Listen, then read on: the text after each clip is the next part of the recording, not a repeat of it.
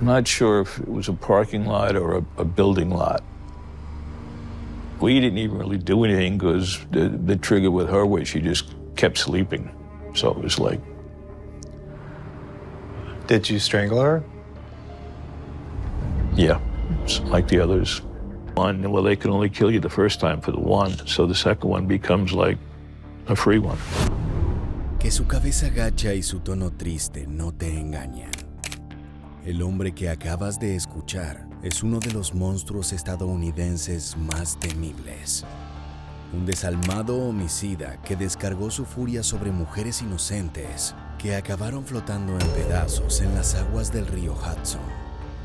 Su nombre es Joel Rifkin, una bestia sanguinaria que entre 1989 y 1993 acabó con la vida de 17 prostitutas neoyorquinas.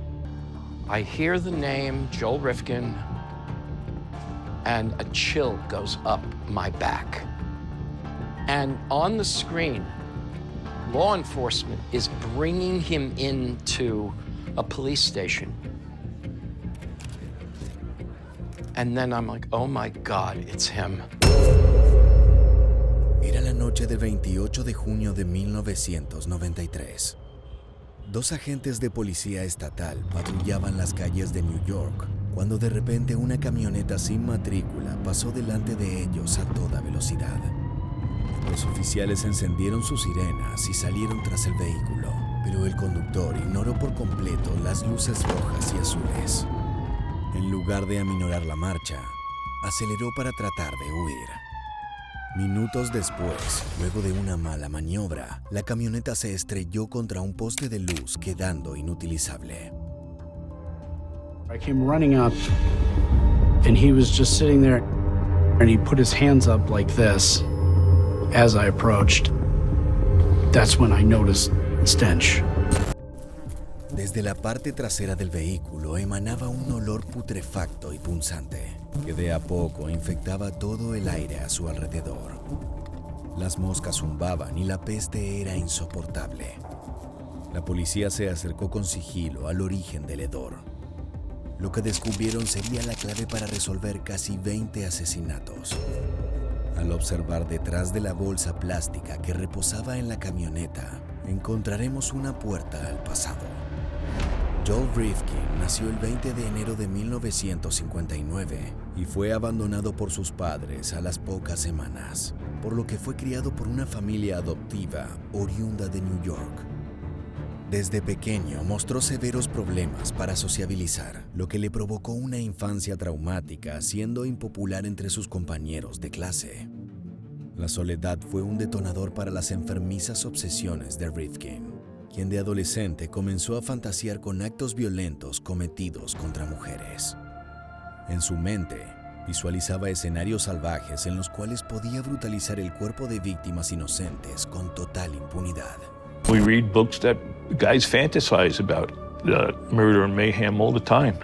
I don't know. I guess at that moment, the fantasy life and the real life just intertwined.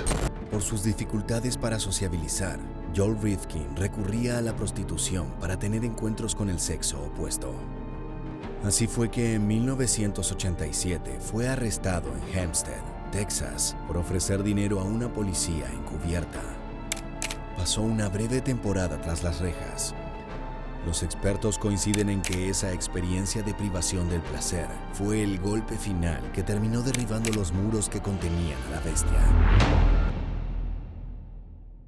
La cacería de Joel Rifkin comenzó en la primavera de 1989, durante una temporada en la que su madre y su hermana estaban de vacaciones.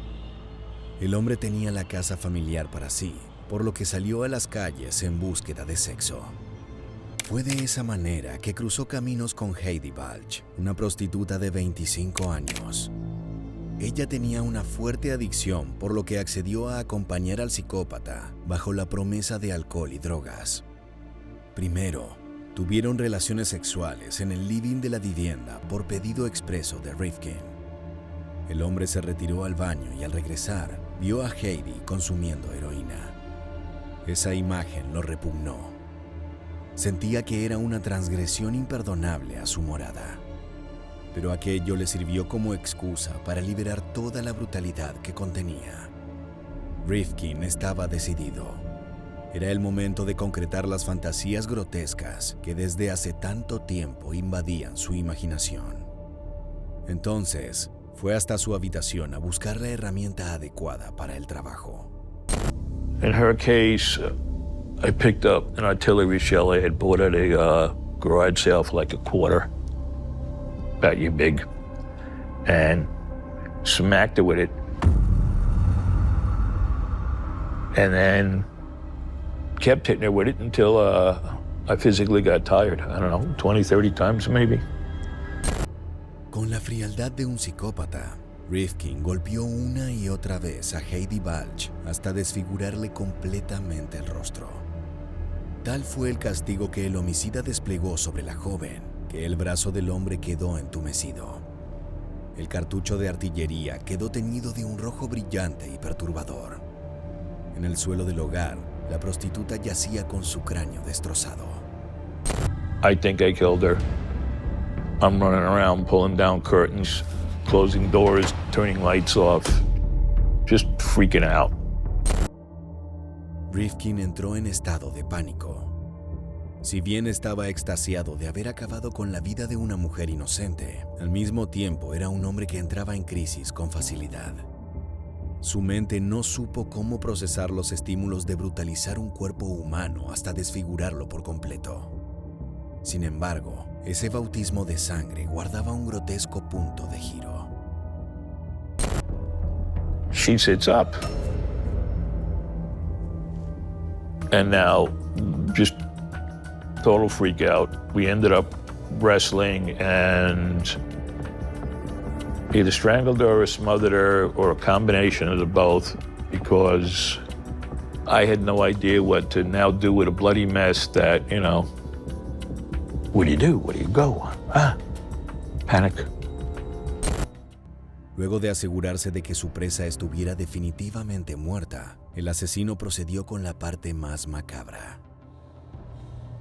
Joe Rifkin pasó toda la noche desmembrando el cadáver de Heidi Balch utilizando elementos hogareños. Primero separó piernas y brazos, degustando con sadismo la laceración de piel, tendones y músculos. Por último, arrancó la cabeza de la prostituta. Por un largo rato, se quedó mirando a los ojos sin vida de su víctima, imaginando escenarios morbosos. Sabía que tenía que hacer algo para evitar que las autoridades pudieran identificar los restos. Es por eso que tomó su caja de herramientas y arrancó uno por uno todos los dientes de Heidi. Cada pieza dental fue separada de la encía con una determinación y una paciencia repugnantes. Una vez completada la tarea, Rifkin distribuyó el cuerpo mutilado en 6 bolsas plásticas diferentes. Se deshizo de las piernas lanzándolas en un terreno descampado. Luego, arrojó el resto del torso y brazos en el East River neoyorquino, esperando que las aguas negras ocultaran su secreto pecaminoso. En cuanto a la cabeza, el criminal la enterró en un campo de golf, donde fue encontrada por empleados del lugar el 5 de marzo de 1989. Un mes después, las piernas de Heidi fueron halladas en el arroyo Pequannock, cerca de Jefferson Township, Nueva Jersey. We identify victims through dental records. Whoever had decapitated this victim had physically removed the teeth. It takes someone who is coldly psychopathic, and by that I mean no guilt, no empathy, no remorse. Somebody who damn well knows what they're doing and knows it's wrong and trying desperately to not get caught. Las autoridades tardaron años en resolver ese grotesco rompecabezas. Mientras tanto, la bestia desatada siguió acechando las calles de la Gran Manzana, buscando a su próxima víctima. Durante largos meses, Joe Rifkin trató de resistir el impulso de seguir matando. No por remordimiento, sino que le atormentaba el hecho de ser atrapado por la ley. La cabeza de su primera víctima había sido encontrada. Si bien era imposible identificarla, Eso le dejaba en claro que si deseaba seguir con su camino de salvajismo, tendría que actuar con mayor cautela. Did you ever vow to stop? Oh, like 100 times. It's the same as quitting smoking. Yeah, I'll do that tomorrow. Oop, tomorrow I'm smoking. I'll quit again. Yep. Para él, una matanza no era algo mucho más destacable que el acto de fumar o comer. Era una necesidad básica que debía ser satisfecha. La siguiente mujer en cruzar el camino de este psicópata fue Barbara Jacobs, de 31 años. Joel Rifkin la conoció en un bar y luego de unos tragos le ofreció dinero a cambio de sexo.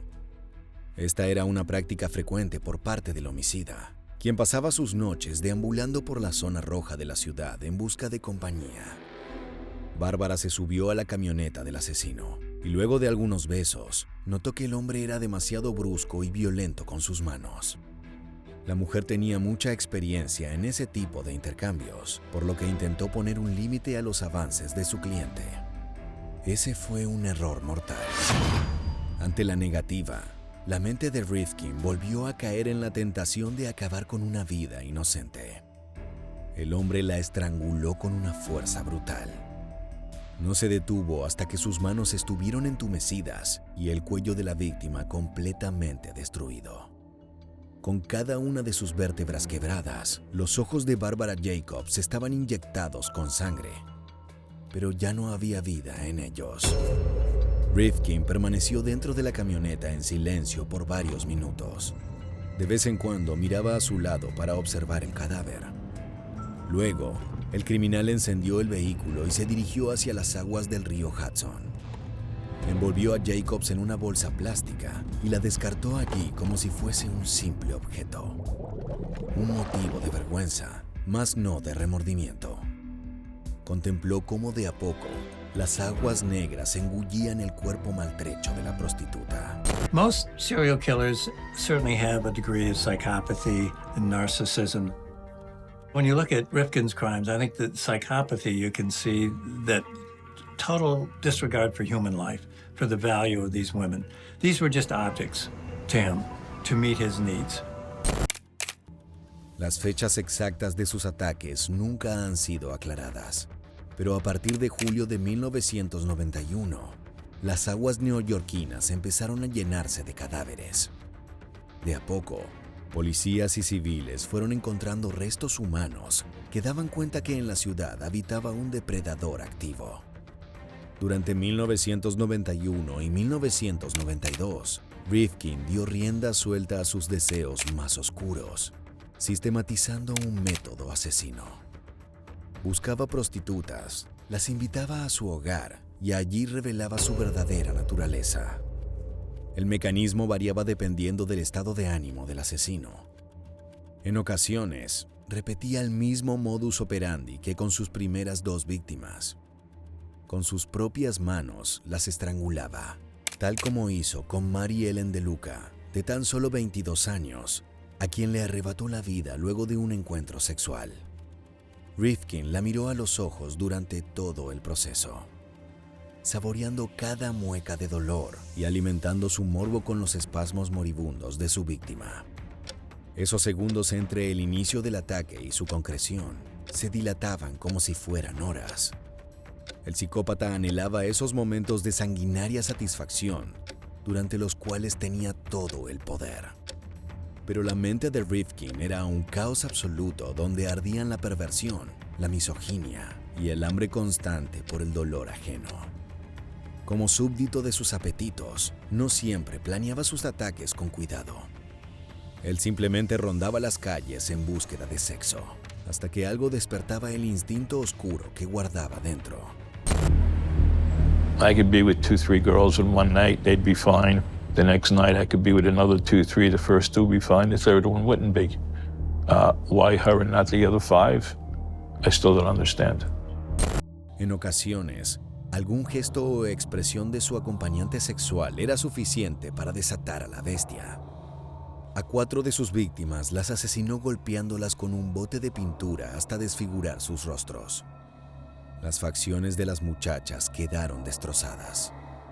Lo más macabro es que utilizó la misma lata con cada una de ellas, hasta que quedó demasiado abollada y dañada como para seguir funcionando como herramienta mortal. Pero lo que volvió infame a Joe Rifkin no fue solo su cacería de mujeres en el área de New York, sino también el método que empleaba para deshacerse de los restos. Luego de esa tortuosa primera experiencia con el desmembramiento de Heidi Balch, el asesino optó por una forma más simple y menos trabajosa. Es por eso que comenzó a utilizar grandes tambores de 200 litros de uso fabril. Rifkin transformó esos barriles metálicos en ataúdes que lanzaba a las aguas de canales y ríos, donde sus presas putrefactas reposaban durante largos meses. El efecto de la naturaleza carcomía la carne y dejaba como resultado un espectáculo grotesco para las autoridades. Eso fue justamente lo que experimentó Ramón Aguilar, quien el 13 de mayo de 1993 recibió un llamado informando de un tonel que flotaba en las aguas del Newtown Creek. The poor person's body was covered with soot. Her fingers were disintegrated. Her toes were gone. Her facial features were not there no more. You know, it was almost skeletal. The medical examiner stated that asphyxiation appeared to be what caused her death. La voz y la expresión del oficial son una descripción fiel del estado de la víctima. Tal era la destrucción del cuerpo que las autoridades jamás pudieron identificar a la mujer, pero sí las marcas de un asesino que estaba acechando en las calles oscuras de la ciudad. I said, I think we have a problem with a serial killer. They were like, let's tape that down a little bit. They didn't want to panic the citizens of New York. But my feeling was that that's what we had on our hands. Si bien Ramón estaba en lo correcto, y su insistencia fue clave para alertar a diversas oficinas de policía a lo largo de New York, lo cierto es que la caída de este homicidio ocurrió por pura casualidad. Regresando a esa noche del 28 de junio de 1993, dos oficiales detuvieron una camioneta por exceso de velocidad. El conductor no era otro que Joe Rifkin, y lo que transportaba en la caja trasera era el cadáver de su víctima más reciente. Su nombre era Tiffany Bresciani, de tan solo 22 años, y llevaba muerta varios días al momento del hallazgo. Con semejantes pruebas en su contra, el juicio contra Rifkin fue rápido y contundente. En 1994 fue declarado culpable de 9 asesinatos y sentenciado a 203 años de cárcel efectiva. Más allá de esto, se estima que la cifra total de muertes asciende a 17. Pero hasta el momento, el criminal ha evitado dar detalles precisos, aduciendo que ha olvidado muchos de sus pecados. La clave más reciente en este grotesco caso se reveló en 2013, cuando la policía pudo unir puntos e identificar esa cabeza encontrada en el campo de golf en 1989, con la denuncia de la desaparición de Heidi Balch. De esa manera, se marcó un inicio concreto a la matanza de este psicópata. Por el momento, Rifkin pasa sus días en la correccional Clinton, ubicada en New York. Solo el tiempo dirá si algún día colaborará con la identificación completa de todas sus víctimas.